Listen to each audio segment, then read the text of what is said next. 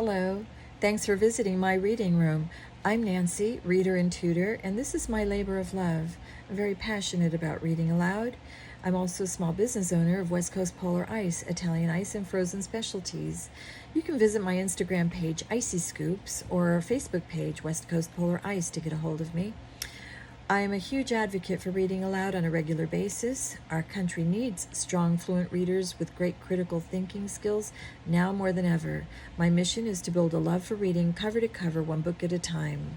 If you enjoy my channel, please like, share, and subscribe, and I thank you here and now for any and all donations. God bless America. Today's classic read, we're continuing in the Mysteries of Sherlock Holmes, and this is a stepping stone book classic for young readers. And we begin with The Adventure of the Blue Carbuncle. It was the second morning after Christmas. I called on my friend Sherlock Holmes to give him good wishes for the holiday. I found the great detective lying on the sofa. He was smoking his favorite pipe. Next to the sofa stood a chair. On the chair's back there hung a black hat. The hat was dirty and torn. A magnifying glass lay on the seat of the chair. Holmes had been looking at that hat. "You know Peterson?" the doorman asked Holmes. "Yes," said I. "He found this hat. He brought it here this morning along with a good fat goose. Right now, the goose is cooking over Peterson's fire. The facts are these. It was 4 o'clock on Christmas morning. Peterson was walking home late. He had been at a little party. Peterson could see a man walking ahead of him in the gaslight. He was a tall man. He carried a white goose over his shoulder. The tall man got to the corner of Goodge Street. Just then, a gang of toughs came into the street. One of the toughs knocked off the tall man's hat. The tall man tried to fight back with his stick. Instead, he broke the window behind him. Peterson rushed up to help the tall stranger, but at the sound of the breaking glass, the man dropped the goose and ran."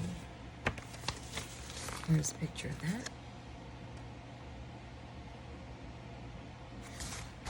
that.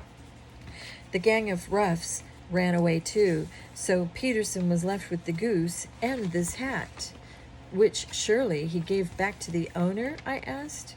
"My dear fellow, there lies the problem. True, we know the name of the owner, see? Here's a small card that was tied to the left leg of the goose. The card says, 'For Mrs. Henry Baker.' Then here are the letters HB inside the hat. So we're pretty sure the tall man was Henry Baker. But there are thousands of people named Baker in London, and hundreds of them must be named Henry. Well, Peterson brought the hat to me. He kept the goose as long as he could, but today it had to be cooked or else it would spoil. So Peterson took the goose home. He left the hat for me." At that moment, the door flew open. Peterson, the doorman, rushed into the room. His face was red. "The goose, Mr. Holmes. The goose, sir," he gasped. "What about it?" asked Holmes. "See here, sir. See what my wife found inside." He held out his hand. There lay a shining blue stone. It was no bigger than a bean inside, but it was so pure and bright that it twinkled like a star. Sherlock Holmes sat up with a whistle. "By Jove, Peterson," said he, "this is a treasure indeed. I suppose you know what you have there." "Not the Countess of Morcar's blue carbuncle," I broke in. "The very same," Holmes replied. "I ought to know this stone's size and shape. Haven't I been reading about it in the Times every single day? The Countess says she will give whoever finds it 1,000 pounds. If I remember rightly, I put in, the Countess lost the stone at the Hotel Cosmopolitan." "That's right," said Holmes. "It was on December 22nd, just 5 days ago. The police have arrested a plumber named John Horner. I have the story here, I think." He found the page he was looking for. He read the news story out loud. "Jewel robbery at Hotel Cosmopolitan. John Horner, a plumber, was arrested today. The police say he stole a jewel from the jewel case of the Countess of Morcar. The jewel is known as the Blue Carbuncle. Horner was arrested because of a story told by James Ryder. Ryder works for the hotel. Ryder said that he took Horner to the Countess of Morcar's room to fix a pipe. That was on the very day of the robbery. Ryder stayed in the room for a while, but he was called away. Horner was left in the room alone. When Ryder got back, Horner was nowhere around, but the dresser had been forced open. A jewel box was lying on the dressing table. The box was empty. The police say that Horner put up a fight when he was arrested. "I didn't do it," Horner had cried. But Horner had once served time for robbery, so the judge put him in jail while the court waited for proof. When Horner heard that he was not free, he fainted. Said Holmes. "So much for what the police know." He threw the paper to one side. Well, Watson, the question now is this. How did the stone get out of the box and into the bird? Here is the stone. The stone came from the goose. The goose came from Henry Baker. So now we must set ourselves to find Henry Baker. Give me a pencil, please, and that slip of paper. Holmes wrote this note.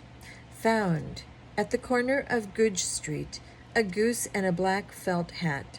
Mr. Henry Baker can have the same by coming to 221B Baker Street at 6:30 this evening.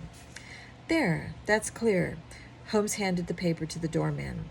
Here, Mr. Peterson, please see that this note is put in all the evening papers, the Globe, the Star, the Evening News, the Echo, and any other newspapers you can think of. Very well, sir, said Peterson. And the stone? Ah, yes. I will keep the stone, thank you. And I say, Peterson, just buy a goose on the way back.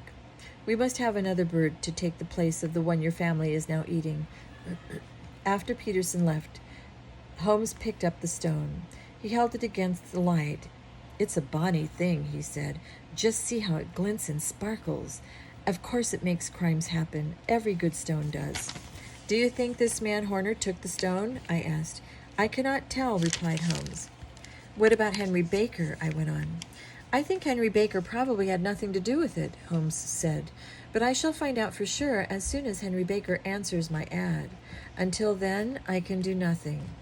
In that case, said I shall keep going on my rounds. I have sick people to visit. I'll come back tonight, if I may. I'd like to see how this all will end. I'll be glad to see you, said Holmes. Stay for dinner at 7. It was 6:30 before I found myself back in Baker Street. As I got near the house, I saw a tall man waiting. The tall man and I entered together. Holmes rose from his seat. Mr. Henry Baker, I believe, he said. Please take this chair by the fire. You look cold. Ah, Watson, you have just come at the right time. Is that your hat, Mr. Baker? Yes, sir, it is my hat. About the bird, Holmes went on. I'm sorry, but we had to eat it. To eat it? Mr. Baker half rose from his chair. He was very upset. Yes, the bird would have spoiled had we not eaten it. But here is another goose instead. It is about the same size as the other. Won't it do just as well? Oh, of course, said Mr. Baker. Sherlock Holmes looked at me. I could tell Mr. Baker had passed the test. It was clear that he knew nothing about the jewel. There is your hat, then. And there is your bird, said Holmes. By the way, could you tell me where the other goose came from? I've never tasted a better goose. It came from the Alpha Inn, Baker replied. I go there almost every night. This year, the owner started a goose club. My friends and I gave a few pennies each week. Then at Christmas, we each got a goose. The rest of the story you know. I thank you very much, Mr. Holmes, for all you have done. Mr. Baker bowed to us and went on his way. Holmes closed the door after him. So much for Henry Baker. Are you hungry, Watson? Not very, I answered. Then let's save dinner until later. We can follow up this clue while it is still hot. It was a bitter cold night. We put on our overcoats and wrapped up our throats. Outside, the stars were shining coldly in a cloudless sky. Our breaths looked like smoke. Our steps rang sharply on the pavement. 15 minutes later, we were at the Alpha Inn. Holmes asked for 2 glasses of beer. The owner brought them to us. Your beer should be wonderful if it is as good as your geese, said Holmes to the owner. My geese? Yes, I was talking just a while ago to Mr. Henry Baker. He was in your goose club, I think. Ah, yes, I see. But you see, sir, them's not our geese. I got 24 of them from a man named Breckenridge. He sells meat over at Covent Garden. I thank you, said Holmes. Here's to your health, sir. Good night. We went out again into the frosty air. Now for Mr. Breckenridge, Holmes said as he buttoned his coat. We zigzagged through the back streets. Soon we were in the Covent Garden market. We saw the name Breckenridge on one of the largest stalls. The owner was a horsey-looking man. He had a sharp face. He and a small boy were just closing up. Good evening. It's a cold night, said Holmes. You are sold out of geese, I see. I can see you have 500 geese in the morning, the man replied. I'm sorry. I can let you have 500 geese in the morning, the man replied. That won't do, said Holmes. I want the same kind of geese you sold to the Alpha Inn. They were fine birds. Where did you get them? To my surprise, the question made Breckenridge angry. Now then, mister, he said, what is this all about? I haven't heard anything else all day. Where did you get all these geese? Who did you sell the geese to? You would think they were the only geese in the world. People are making such a fuss about them. Well, I have nothing to do with the others who have been asking, Holmes said. He sounded as if he did not care very much about it. You won't tell us, so we'll have to call off the bet. You see, I've bet £5 those Alpha Inn geese were raised in the country. Then you will lose, said Breckenridge. Those geese were raised here in town. You'll never make me believe that. Will you bet then? Breckenridge asked. That would just be stealing your money, answered Holmes, but I'll take you on.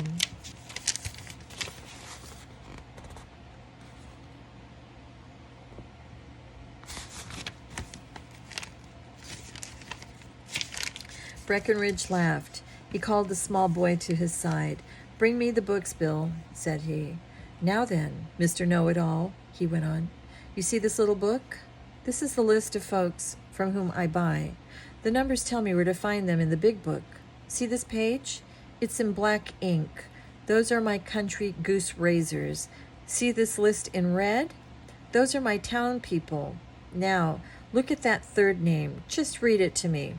Holmes read, Mrs. Oakshott, 117 Brixton Road, number 249. Quite so. Now look up that number in this big book. Holmes turned a page. Here you are, Mrs. Oakshott, 117 Brixton Road, eggs and birds. Now, said Breckenridge, what is the last thing it says there? December 22nd, 24 geese. At 7.5 shillings, sold to the Alpha Inn at 12 shillings. Well, what do you say now? Breckenridge asked. Holmes turned red. He took a coin from his pocket. He threw it down on the table. He turned away with an air of disgust. We walked a little way down the street. Then Holmes began laughing to himself. I saw a horse racing form in that man's pocket, he said. You can always use a bet with a man like that. It's the sure way to get what you want. We are near the end, Watson. Let's go home for dinner. We can visit Mrs. Oakshott tomorrow. Just then, there were shouts behind us. We turned. There was trouble back in Mr. Breckenridge's stall. Breckenridge was yelling at a little rat-faced man. I've had enough of you and your geese, he shouted.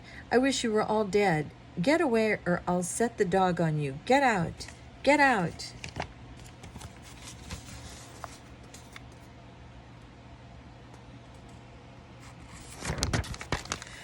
Ha! This may save us that visit to Mrs. Oakshott tomorrow, said Holmes.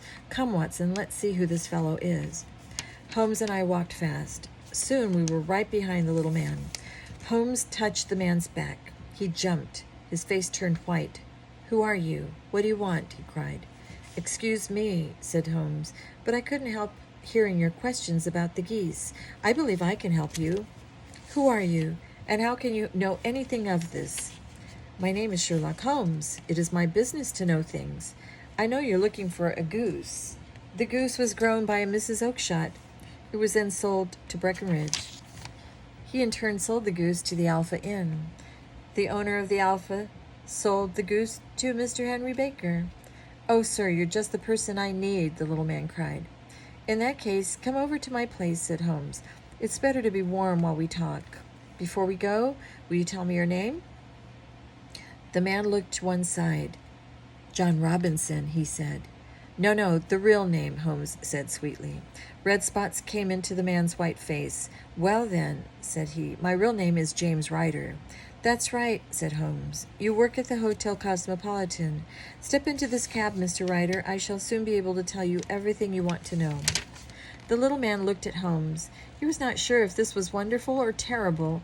At last he got in. Half an hour later, we were back in Baker Street. Not one word had been said during our drive. Here we are, said Holmes cheerily. That fire looks very nice. You look cold, Mr. Ryder. Please take that chair by the fire. I'll just put on my slippers. Now, you want to know what happened to your goose? Oh, yes, sir. It came here, and quite a goose it was, too. I don't wonder that you want to know about it. It laid an egg after it was dead, the brightest little blue egg that ever was seen. I have it here. Holmes opened his safe. He held up the blue carbuncle. It shone out like a star. Ryder stared. He did not move.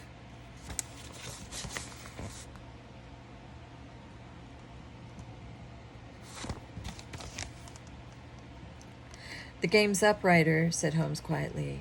At that, Ryder started to faint. Help him to his chair, Watson, cried Holmes. Give him a dash of brandy. There, he's starting to come to. The brandy brought some color back to the man's face. I know almost everything, said Holmes. Your plan was pretty low, wasn't it? You knew Horner had once served time in jail, so you knew the police would pick him up first. So what did you do? You made up some small job in the Countess's room. Then you sent Horner in to do it. When Horner was done, you took the jewel.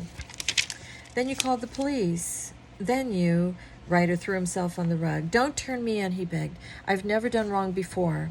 Get back into your chair, said Holmes. It's all very well for you to be sorry now, but you thought nothing of sending Mr. Horner to prison. I'll leave England, Mr. Holmes. We'll have to talk about that, Holmes said. But now let's have it. How did the stone get into the goose? How did the goose get sold? Tell us the truth, man. It's your only hope. Ryder licked his lips. I will tell you how it happened, said he. The police arrested Horner, but I knew I must get the stone away at once. At any time the police might search me.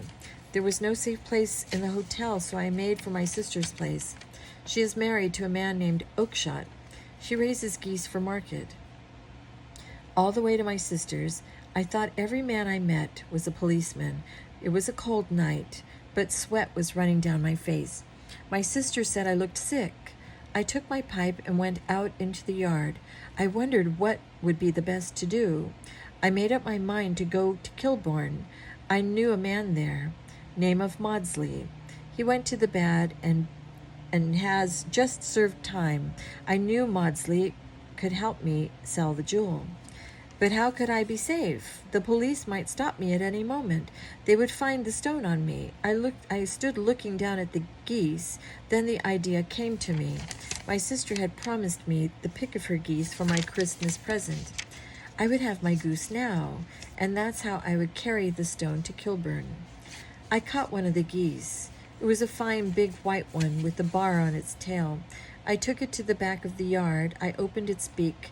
The bird put up a fight, but I got the stone into it. Just then the goose jumped from my arms. It ran back to the others, and I had to catch it again. I walked all the way to Kilburn with the goose. My pal laughed until he choked at what I had done. Then we cut open the goose. My heart turned to water. There was no sign of the stone. I knew there had been some terrible mistake. I ran back to my sister's. There was not a goose in sight. My sister had taken them all to market. She had sold them to Breckenridge. Was there another goose like the one I killed? I asked her. Oh, yes, she replied. There were 2 geese with bars on their tails. I never could tell them apart. Well, you know the rest. Ryder suddenly began to cry. There was a long silence. It was broken only by the sound of Holmes' fingers tapping. Then my friend got up. He threw open the door. Get out, said he. What, sir? Oh, bless you. No more words. Get out. And no more words were needed. There was a crash on the stairs, then a door banged. Then we heard footsteps running away. Holmes reached for his pipe. I look at it this way, Watson, he said. The police do not pay me to do their work. The Countess will have her toy. The case against Horner can go nowhere unless Ryder speaks against him. That man will not go wrong again. He's too afraid. Send him to jail now, and you make him a jailbird for life. Besides, it is the season to forgive. Now I think it's time we looked into another bird. Let's hope our dinner won't start us on another wild goose chase. And that is the end. I hope you enjoyed that. I love Sherlock Holmes. Have a good evening.